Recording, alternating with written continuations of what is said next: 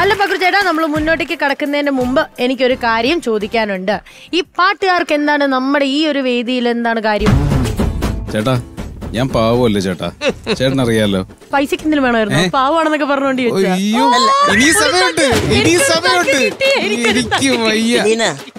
ഇത് വെള്ളം പോലത്തെ ഒരു മനുഷ്യനാണ്. എവിടെ ഒഴിച്ചാലും അവിടെ അലിഞ്ഞു ചേരും.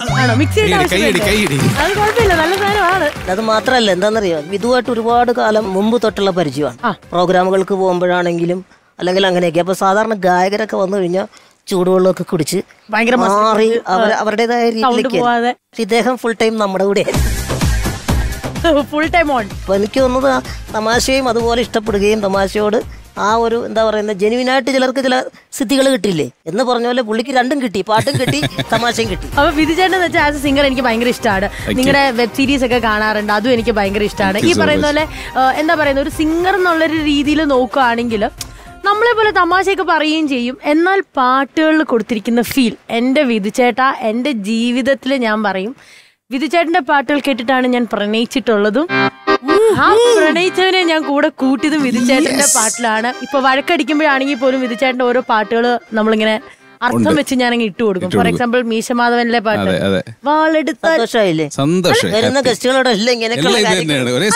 എന്റെ ലൈഫായിട്ട് കണക്ട് ചെയ്തിരിക്കുന്നത്. മീശമാധവനിൽ ഇപ്പൊ ഞാനും റൂത്തും അത്യാവശ്യം ഒരു ചെറിയ രീതിയിൽ വഴക്കിലാന്ന് വിചാരിച്ചോളൂ. അപ്പൊ ഞാൻ ഇട്ട് കൊടുക്കുന്ന പാട്ടാണ് മീശമാധവനിലെ.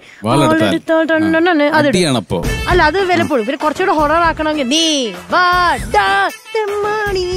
അടുത്ത സോങ് സംഗീതാത്മകമാണ്. ഇതൊക്കെ പറയുമ്പോ എനിക്ക് ഒരു കാര്യം പറയാനുണ്ട്. Feel my love. അത് കേൾക്കാത്ത ഒരൊറ്റ മനുഷ്യന്മാരും ഇല്ല. ട്രസ്റ്റ് മീ, ആ പാട്ടിൽ പ്രണയിച്ചവരേ ഉള്ളൂ കൂടുതലും. Thank you so much. അതായത് നമുക്കൊരു ബ്ലെസ്സിംഗ് ആണ് നല്ല നല്ല പാട്ടുകൾ കിട്ടുക എന്ന് പറയുന്നത്. അങ്ങനെ കുറെ നല്ല മ്യൂസിക് ഡയറക്ടേഴ്സിൻ്റെ കൂടെ വർക്ക് ചെയ്യാൻ പറ്റി, കുറെ നല്ല പാട്ടുകൾ പാടാൻ പറ്റി. ഈ പറഞ്ഞ പോലെ തന്നെ പാട്ടുകൾ എന്ന് പറയുന്ന കുറിച്ചേട്ടാ നമുക്ക് നമ്മളുടെ ലൈഫുമായിട്ട് പെട്ടെന്ന് കണക്ട് ചെയ്യാൻ പറ്റുന്ന കാര്യം, നമ്മുടെ കാലഘട്ടത്തിലോട്ട് പെട്ടെന്ന് കൊണ്ടുപോകില്ലേ. പറ്റുന്ന കാര്യമല്ലെന്ന് വെച്ചേ പറഞ്ഞിട്ട് കാര്യമില്ല. ഓഡിയോ ലീക്ക് മുന്നേ ഒന്ന് പറയണം. എനിക്ക് പറയാനുള്ളത് ഞാൻ പറയും. എനിക്ക് പക്ഷേ ഇതൊക്കെ വളരെ പുച്ഛമാണ്, പരമ പുച്ഛമാണ് ഇതിനോടൊക്കെ. ഈ പുച്ഛമൊക്കെ പറയേണ്ട ആൾക്കാരോട് മുഖത്ത് നോക്കി പറ. എക്സ്ക്യൂസ് മീ, എനിക്ക് പേടിയൊന്നുമില്ല, ഞാൻ ആരോടാണെങ്കിലും പറയും. ഇവിടെ ഒരു ഷൂട്ട് നടക്കാണ്, നിങ്ങൾക്ക് എന്തെങ്കിലും പറയാനുണ്ടെങ്കിൽ നിങ്ങൾ ഒന്ന് തൽക്കാലം ഒന്ന് മാറി നിൽക്കുക. ഞങ്ങൾ ഷൂട്ട് കഴിഞ്ഞിട്ട് നിങ്ങളിലേക്ക്. എലീനെ പഠിക്കലല്ലേ? പിന്നെ അറിയോ, പിന്നെ വളരെ പ്രശസ്തയല്ലേ. അങ്ങനെയുള്ള ആൾക്കാരോട് എനിക്ക് പുച്ഛമാണ്, എനിക്ക് ഭയങ്കര പുച്ഛമാണ്. അതെ, പുച്ഛം നിരൂപണം മാത്രമേ ഉള്ളൂ. നമസ്കാരം വധൂവരന്മാരെ. വിധു പ്രതാപ് എന്ന എന്റെ പേര്. വിധു പ്രതാപ് എന്നായിരുന്നു. എനിക്ക് പുച്ഛമാണ് കേട്ടോ. എനിക്ക് പുച്ഛമല്ലേ? എനിക്ക് പുച്ഛമാണ്. അല്ല, നിങ്ങൾ എന്തിനാ എല്ലാരും ഇങ്ങനെ പുച്ഛിക്കുന്നേ? പുച്ഛിച്ചിട്ട് എന്ത് കിട്ടും? എന്താന്ന് പറഞ്ഞു കൊടുക്കണോ? ഇത് വേറൊന്നുമല്ല, അസൂയ. പോസിറ്റീവും നെഗറ്റീവും കൂടെ കൂടുമ്പോഴാണല്ലോ വെട്ടം ഉണ്ടാകുന്നത്. എന്റെ വീട്ടിൽ കറണ്ട് ഇല്ല. എന്താ കാര്യം അറിയോ? നെഗറ്റീവാ, ഫുൾ നെഗറ്റീവ്. ഇരുട്ടത്തിരുന്ന് നിങ്ങളെ കുറ്റം പറച്ചില്ല. നിങ്ങളൊക്കെ കഷ്ടപ്പെട്ട് വളർന്ന് പന്തലിച്ച് ഇവിടം വരെ എത്തി. ഈ മനുഷ്യൻ ഒരിടത്തും എത്തിയില്ല. അതിന്റെ നെഗറ്റീവ് എനർജി ഇങ്ങനെ തന്നോണ്ടിരിക്കുക. മനോഹരമായ മലയാള സിനിമയുടെ മനോഹരമായ ഗാനങ്ങളുടെ ഹൃദയത്തിൽ കത്രിക വെക്കുന്ന മലക്കട്ടയാണിത്. മലക്കട്ടയല്ല, മലങ്കൾട്ട്. മിസ്റ്റർ മലങ്കൾട്ട്, താങ്കൾ എന്ത് ചെയ്യുന്നു? താങ്കൾ പാടുവോ? ഞാൻ പാട്ട് പാടില്ല. ഇല്ല, മനോഹരമായിട്ട് പാടുന്ന ആൾക്കാരല്ല. ഞാൻ ഇതൊന്നും ചെയ്യാറില്ല. എല്ലാം നല്ല രീതിയിൽ ചെയ്യുന്ന ആൾക്കാരെ, ഈ വൈറലാകുന്ന ആൾക്കാരെ ഞാൻ നിശ്ചിതമായിട്ട് വിമർശിക്കും. ഫേക്ക് ഐഡിയിൽ വന്നിരുന്നുകൊണ്ട് ഞാൻ ഊള കമന്റ് ഇടുന്ന ഒരാളാണ്. എന്താ ചേട്ടന്റെ പേര്? ഇദ്ദേഹത്തിന്റെ അച്ഛന്റെ പേര് വിളച്ചിൽ വേലായുധൻ എന്നാണ്. വിളച്ചിൽ വേലായുധന്റെ മകൻ വിളച്ചിൽ സനൂപ് എന്നാണ് ഇദ്ദേഹത്തിന്റെ പേര്. എനിക്ക് പഴയ ഗാനങ്ങളോടാണ് ഇഷ്ടം, പുതിയ ഗാനങ്ങൾ എനിക്ക് ഇഷ്ടമല്ല. ഈ പഴയ ഗാനങ്ങൾ എന്ന് പറഞ്ഞാൽ ക്ലാസ് ആണ്. ഇപ്പോഴത്തെ എന്നാ കുഴപ്പമൊന്നും. ഇപ്പോഴത്തെ എന്ന് പറയുന്ന മൊത്തം കേസാണ്. അതിപ്പോ വരികളായാലും തിരക്കഥകളായാലും മൊത്തം കേസുകളാണ്. വരി പൊട്ടിച്ചു, ട്യൂൺ പൊട്ടിച്ചു, കേട്ടിട്ടില്ലേ? പക്ഷെ എന്തായാലും താങ്കൾ പറഞ്ഞൊരു കാര്യമുണ്ടല്ലോ, ഇപ്പോഴത്തെ പാട്ടുകൾ കൊള്ളൂല, പഴയതാണ്. അത് എനിക്ക് അങ്ങോട്ട് അക്സെപ്റ്റ് ചെയ്യാൻ പറ്റില്ല. താങ്കൾക്ക് പുതിയതിൽ ഏതാണ് താങ്കൾക്ക് പ്രശ്നമായിട്ട്? മീശമാധവനിലെ ഒരു പാട്ടുണ്ടല്ലോ. മീശമാധവനിലെ എല്ലാ പാട്ടുകളും നല്ലത്. ഞാൻ തന്നെ ഇപ്പൊ പറഞ്ഞതേ ഉള്ളൂ. എന്റെ ലൈഫായിട്ട് പേഴ്സണലി അറ്റാച്ച്ഡ് ആയിട്ട് കിടക്കുന്നതാണ് മീശമാധവൻ. ഒരു സന്തോഷം. പക്ഷെ ഒരു പാട്ടുണ്ട്, അതൊന്നും പാടിക്കേ. കരിമിഴി കുരുവിയെ കണ്ടീല, നിൻ ചിരിമണി ചിലമ്പൊലി കേട്ടീല, കരിമിഴി കുരുവിയെ കണ്ടില്ല, നിൻ ചിരിമണി ചിരിമണി കുരുവിയെ കേട്ടില്ല. എന്താണ് ഈ കേട്ടില്ല കണ്ടീല? കണ്ടില്ല എന്ന് പറയുമ്പോ കണ്ടില്ല ഒരു സുഖം ഒരു ഒഴുക്കുണ്ട്. കണ്ടി ഇങ്ങനെ ഒഴുകി ഇല്ല. അല്ല അത് കണ്ടില്ല എന്നുള്ള സാധനം എന്തോ പോലെ തോന്നിക്കണ്ടോ? ഇങ്ങനെ ട്യൂണിൽ വന്നപ്പോ കണ്ടില്ല അങ്ങനെ. നിങ്ങളൊരു കാര്യം മനസ്സിലാക്കണം, നമുക്കൊരു ഈ ക്രിയേറ്റേഴ്സിന് ഒരു സ്വാതന്ത്ര്യം കൊടുക്കണം. അത് കറക്റ്റ്. അതാണ് ഞാൻ പറഞ്ഞത്. കരിമിഴി കുരുവിയെ കണ്ടില്ല, അവിടെ നിർത്തിക്കൂടെ? തിരുമണി ചിലമ്പലി കേട്ടില്ല, അവിടെ നിർത്തിയാൽ എന്തിനാ അത് ഒഴുക്കിക്കൊണ്ട് മുന്നോട്ട് ഞാൻ ചോദിച്ചോട്ടെ, നിങ്ങൾ ആ സിനിമ കണ്ടോ? പിന്നെ കണ്ടില്ലെങ്കിൽ എന്താണ് പറയുന്നത്? കണ്ടില്ല അങ്ങനെ പറയാം. ഞാൻ കണ്ടില്ല, അത്രയല്ലേ പറയുള്ളൂ. ശരിയാണ്. പക്ഷെ ഒരു പാട്ടെന്ന് പറയുമ്പോ ഒരു ഫീലിന് പലരും പല. പിന്നെ വേറൊരു സിനിമയിലെ പാട്ടുണ്ടല്ലോ, വാസ്തവം, വേറെ പാട്ടുണ്ടല്ലോ, വാസ്തവം. നല്ലൊരു പാട്ടാണ്. അതെ അതെ അതെ. ആ പാട്ട് പാടിക്കട്ടെ.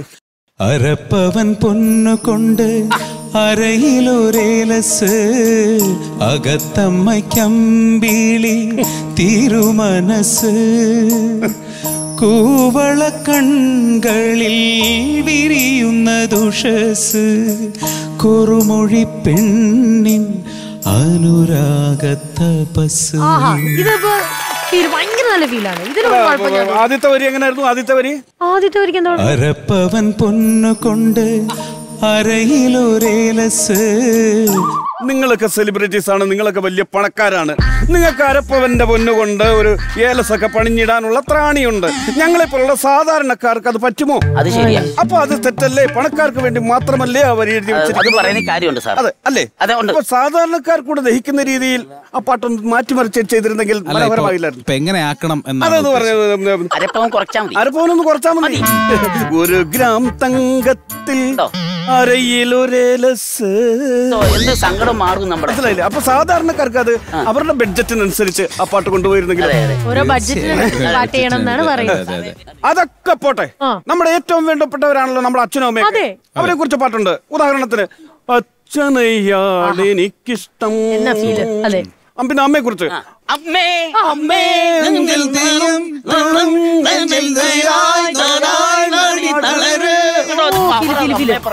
അതിനേക്കാൾ വലുതാണ് എന്തുകൊണ്ടും നമ്മുടെ കാര്യങ്ങളൊക്കെ സാധിപ്പിച്ചെടുക്കുന്ന ഒരാളാണ് നമ്മുടെ വീട്ടിലെ അമ്മാവൻ. മാമനെ കുറിച്ച് ഒരു പാട്ടുണ്ടോ മലയാളത്തിൽ? മാമനെ കുറിച്ച് ഇതുവരെ കേട്ടിട്ടില്ല. ഉണ്ട്. ഏത് പാട്ട്? മറ്റേ ഈ പാട്ടുണ്ടല്ലോ, ഓ മാമ മാമ മാമ ചന്ദമാമ, ഓ മാമ മാമ മാമ ചന്ദമാമ. മാമനെ പറ്റി കറക്റ്റ് പാട്ടല്ലേ? മാമൻ എന്ന് പറയുന്നത് നമ്മുടെ അമ്മാവനാണ്. ആ അമ്മാവനെ കുറിച്ച് എന്താണ് വർണ്ണിച്ചിരിക്കുന്നത്? ആ അമ്മാവൻ വെറും ചന്തയാണെന്നല്ലേ നിങ്ങൾ ഈ പാട്ടിലൂടെ നിങ്ങൾ പറഞ്ഞു? അത് ശരിയായിരുന്നു. അതാണ് ഞാൻ പറഞ്ഞത്. പണ്ട് എഴുതി വെച്ചിട്ടുണ്ട്. നമ്മൾ മാമന്മാരെ കുറിച്ച് എന്ത് പുകഴ്ത്തിയാണ് എഴുതിയേക്കുന്നത്. എങ്ങനെ? അമ്പിളി അമ്മാവ താമരക്കുമ്പിളിൽ എന്തുണ്ട്? മിസ്റ്റർ വിളച്ചില്ല, അത് അമ്പിളി അമ്മാവനെ കുറിച്ചാ പറയുന്നത്. അമ്പിളി അമ്മാവൻ അത് ഉപമിച്ചിരിക്കുന്നത് അമ്പിളിയോടാണ്. നിങ്ങൾ ഇവിടെ ചന്തയോടാണ് ഈ കവി ഉദ്ദേശിച്ചത്. ചന്തയാക്കി പോയെന്നുള്ളതാണ് അത് ഉദ്ദേശിക്കുന്നത്. ഞാൻ ഒരു കാര്യം ചോദിക്കട്ടെ, എന്താണ്? നിങ്ങൾ ഇങ്ങനെ പുച്ഛിക്കുമ്പോഴേ നിങ്ങളുടെ ആ മുഖം നിങ്ങൾ ശ്രദ്ധിക്കാറുണ്ടോ? ഞാൻ പുച്ഛിക്കുന്ന സമയത്ത് എനിക്ക് അതിന്റെ കാണേണ്ട കാര്യമില്ല. മുഖം നോക്കുന്ന കണ്ണാടിയാണ്. എന്റെ മുഖം നോക്കി ഞാൻ വൃത്തിയായിട്ടാണ് നടക്കുന്നത്. എന്തിനാണ് അതൊക്കെ നോക്കേണ്ട കാര്യം? എന്താണ് നമ്മളൊരാളെ പുച്ഛിക്കുമ്പോൾ കണ്ണാടി നോക്കേണ്ട കാര്യം എന്താണ്? നിങ്ങൾ നോക്കൂ, നിങ്ങളുടെ മുഖം ഒന്ന് ശ്രദ്ധിക്കൂ. എനിക്ക് എല്ലാത്തിനോടും അയ്യേ ഇതെന്തൊരു മുഖമാണിത്? അയ്യേ ഇതെന്തൊരു മുഖമാണ്? നിങ്ങൾ കണ്ണാടി നോക്കാറില്ലേ? അയ്യേ ഭയങ്കര വൃത്തികേട്. ഒരു കാര്യം ചെയ്യ്, ഇനി ഒന്ന് ചിരിച്ചേ. ഇല്ല, എനിക്ക് സ്ഥായിയായ ഭാവം പുച്ഛമാണ്. ചിരിക്കണോ? ചേട്ടന് 1 ലക്ഷം, 1 കോടി രൂപ ലോട്ടറി അടിച്ചു. എനിക്കോ? ഇനി അതുപോലെ ഒന്ന് കണ്ണാടി നോക്കി. ഇപ്പൊ ഓക്കെ ആയാലോ? ഓക്കെ ആയില്ലേ? ഇപ്പൊ എന്ത് രസമുണ്ട് എന്റെ മുഖം കാണാൻ. അതെ അല്ലേ ചേട്ടാ? നല്ല ഭംഗിയുണ്ട് മുഖം കാണാൻ. നല്ല ഭംഗിയില്ല? എല്ലാ മുഖത്തിനും അതിന്റേതായ സൗന്ദര്യമുണ്ട്. അതെന്താണ് ഇങ്ങനെ ചേഞ്ച് വരാനുള്ള? ആ കണ്ണോട് കൂടി കാണണം എന്നുള്ളതാണ് അതിന്റെ കാര്യം. ആ സന്തോഷത്തോടെ കണ്ണാടി കിട്ടും നോക്കിയേ. അപ്പൊ ഞാൻ പുച്ഛം വിടണം. എന്നിട്ട് ഏറ്റവും നല്ലത് ഒരു മനുഷ്യന്റെ മനസ്സിലേക്ക് കയറണമെന്നുണ്ടെങ്കിൽ പുച്ഛമല്ല, ചിരിച്ച മുഖമാണ് നമുക്ക് ഏറ്റവും ആവശ്യം. എപ്പോഴും നല്ല സന്തോഷത്തോടെ ഇരിക്കണം. അപ്പൊ നിങ്ങൾ അളിയന്മാരായോ? കൊള്ളാം കേട്ടോ. നിങ്ങൾ അളിയന്മാരായി. ഇന്നല്ല ചായ കുടിച്ചിട്ടേ പാവുള്ളൂ ചേട്ടാ, ചായ കുടിച്ചിട്ടേ കേട്ടോ. ഞാൻ ചിരിച്ചപ്പോ എന്റെ മുഖത്ത് നല്ല മാറ്റമുണ്ട്. ഇനിയുണ്ട് കാര്യങ്ങൾ പറഞ്ഞുതരാം. അവരൊന്നായി അല്ലേ?